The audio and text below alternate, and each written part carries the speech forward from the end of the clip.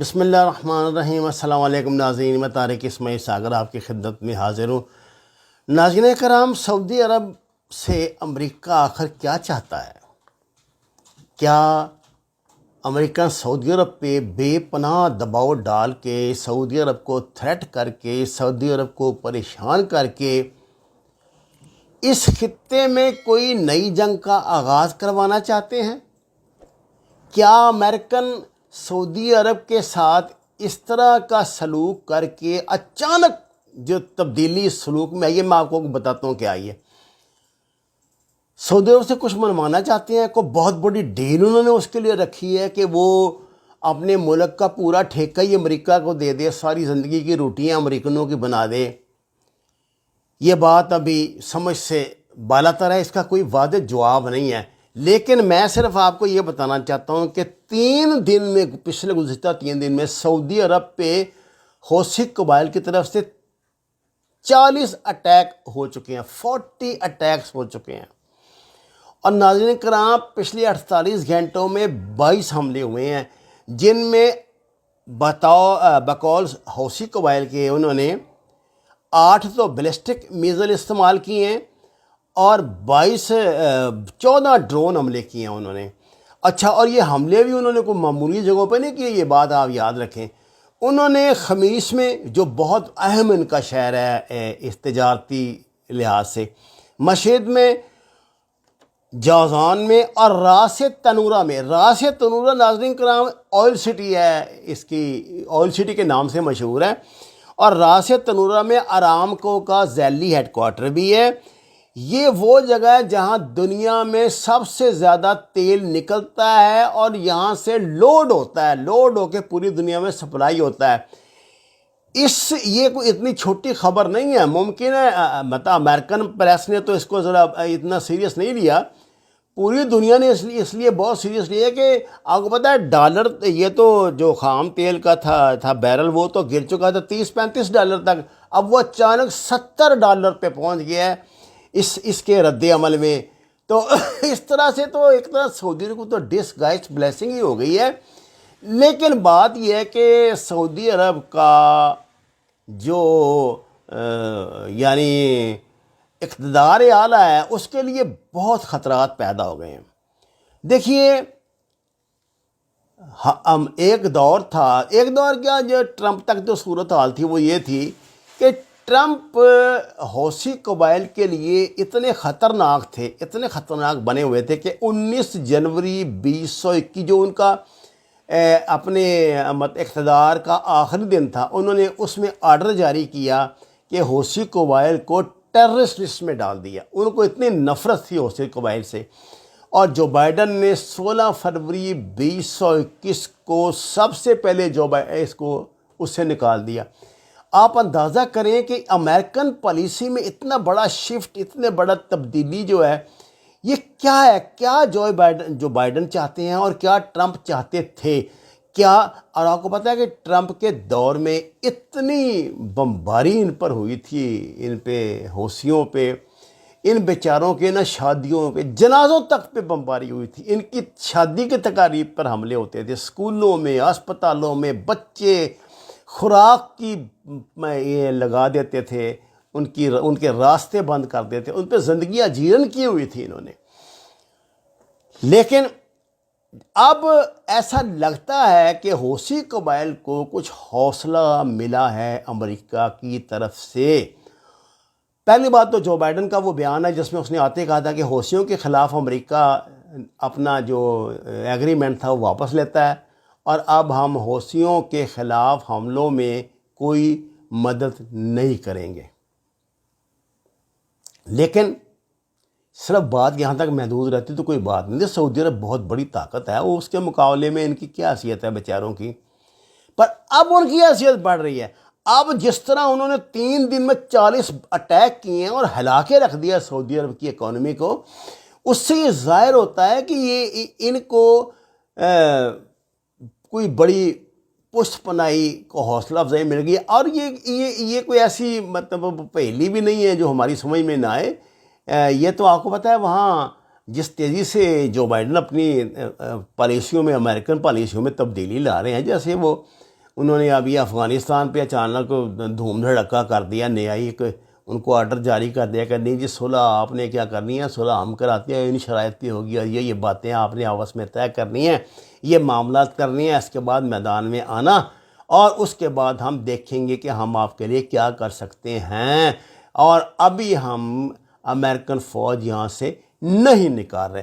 یہ اتنا اچانک اور اتنا ایک بڑا شفٹ ہے۔ دیکھیں یہ ظلم خلیل زاد وہی بندہ ہے جس نے وہ والا معاہدہ کرایا تھا ٹرمپ والا، یہ قطر میں جو ہوا ہے ان کا، اور یہی ظلم خلیل زاد اب جو بائیڈن والا کی پالیسی کا بھی سفیر وہی بنا ہوا ہے۔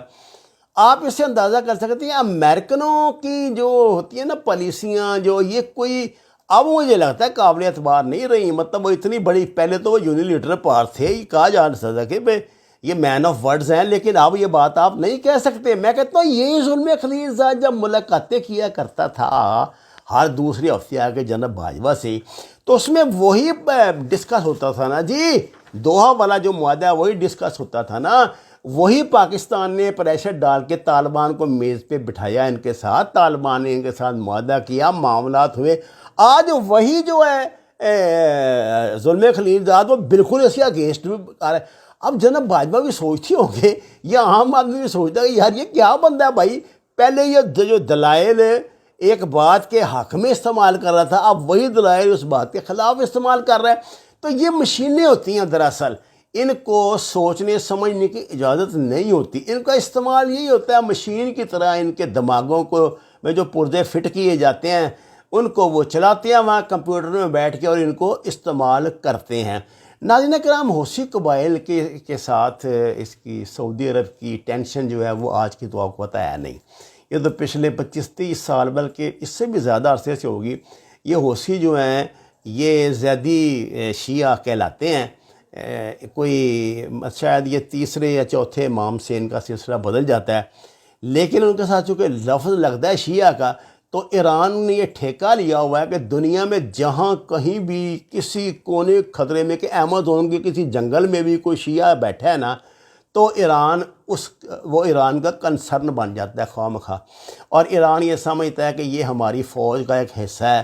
اب یہ دیکھ لیں زینبون یا ہمارے یہ جو فاطمیون ہیں، زینبون ہیں، یہ ہمارے بیچارے جو ہزارہ بچے ہیں جو نوجوان ہیں، اور یہ جو پاڑا چنار کے نوجوان ہیں بچے، کس طرح اپنی زندگیاں تباہ کر رہے ہیں اور کیا کچھ ان کے ساتھ بیت گزر رہی ہے۔ یہ سارا شاخسانہ ہے ان پالیسیوں کا جو مسلمان ایک دوسرے کو تباہ کرنے کے لیے استعمال کر رہے ہیں۔ بات یہ نہیں، اب حوثی قبائل کے ساتھ ایک وہم ہے، ایک یہ مطلب ان کا ایک تعصب تھا سعودیوں کا، وہ سمجھتے تھے کہ یہ سب بدقسمتی سے یا خوش قسمتی سے کہ میں کیا کہہ سکتا ہوں، یہ سعودی عرب کی بالکل سرحد کے ساتھ ساتھ آباد ہیں، اور انہوں نے جو سعودی عرب کے اندر آباد ہیں نا شیعہ کمیونٹی، ان کے ساتھ انہوں نے بڑے تعلقات رکھے ہوئے ہیں، اور کئی خفیہ سازشیں بے نقاب ہو چکی ہیں۔ وہ جو خانہ کعبہ پہ میں جو انہوں نے مداخلت کی تھی، حملہ کیا تھا، جہاں داخل ہوئے تھے، پھر پاکستانی SSG نے جا کے ان کو نکالا تھا، وہ یہی تھے مقامی شیعہ اور حوثی قبائل، انہوں نے مل کے کام کیا تھا۔ اس کے بعد سے سعودی بہت کانشیس ہیں، ان کو اس بات کا پتہ ہے کہ ایران ان کا مددگار ہے، اور ایران کی مدد کے بغیر یہ کچھ کر نہیں سکتے۔ اب ایران کی، اب تو امریکہ آ گیا ہے، دیکھیں نا ballistic missile, 8 ballistic missile fire کرنا، آپ اندازہ ہی نہیں کر سکتے کتنا مہنگا سودا ہے اور کتنی مشکل بات ہے۔ پھر ڈرون پتہ نہیں اتنے وہ کہاں سے لے آئے ہیں اچانک۔ ان بیچاروں کے پاس تو اسلحہ بھی ڈھنگ سے نہیں ہوتا تھا، وہی ہوتا تھا جو کسی طرح سمگل کر کے ایران ان تک پہنچاتا تھا۔ اب تو ان کے پاس جدید ترین اسلحہ آ گیا ہے، اور یہ ٹارگیٹ کرتے ہیں اور اعلان کر رہے ہیں وہ بار بار کہ ہم تباہ و برباد کر دیں گے سعودی عرب کو، اس نے ہمارے بڑے شہری مارے ہیں، ہم ان کی شہری آبادیوں پہ حملہ کریں گے۔ دیکھیے نا اس دور میں یہ 2021 میں کوئی ملک یہ اعلان کرے کہ وہ دوسرے ملک کی شہری آبادیوں پہ حملہ کرے گا تو کتنی خطرناک بات ہے۔ اس لیے ناظرین کرام، یہ معاملات رکتے نظر نہیں آ رہے ہیں مجھے۔ ایک تو ادھر یہ آتش فشاں بھڑکے گا افغانستان کا، اور دوسری طرف میرے خیال سے اللہ نہ کرے مجھے تو بہت پریشانی ہے، کہیں سعودی عرب میں بھی، اور خاص طور پہ اب یہ جو سعودی عرب خاص طور سے یہاں بھی یہ کام شروع نہ ہو جائے، اور اس کی ترقی اور اس کے یہ تیل کی دولت کو کہیں تباہ و برباد نہ ہو جائے اور ہم صرف ہاتھ ملتے رہ جائیں۔ کاش اللہ تعالیٰ نے مسلمانوں کو وزڈم دی ہوتی، اس وقت کوئی ایسا مسلم لیڈر ہوتا جو صلاح الدین ایوبی کی طرح، حضرت عمر کی طرح، حضرت علی کی طرح کمانڈ کرتا مسلمانوں کی، اور ان کو رائے راست پر لاتا اور ان قوتوں سے مقابلہ کرتا۔ لگتا ایسے ہے جیسے دجالی شکنجہ بہت تیزی سے مسلمانوں کی گردن کے گرد کس رہا ہے۔ مسلمانوں بیدار ہو جاؤ، باخبر ہو جاؤ۔ وما علینا الا البلاغ المبین۔ ناظرین کرام، درخواست ہے قرآن اور نماز کو ترجمے کے ساتھ جانیے، ہمارے چینل کو سبسکرائب کریں، لائک دیں اور سچ کے سفر میں ہمارا ساتھ دیں۔ آپ کا بہت شکریہ۔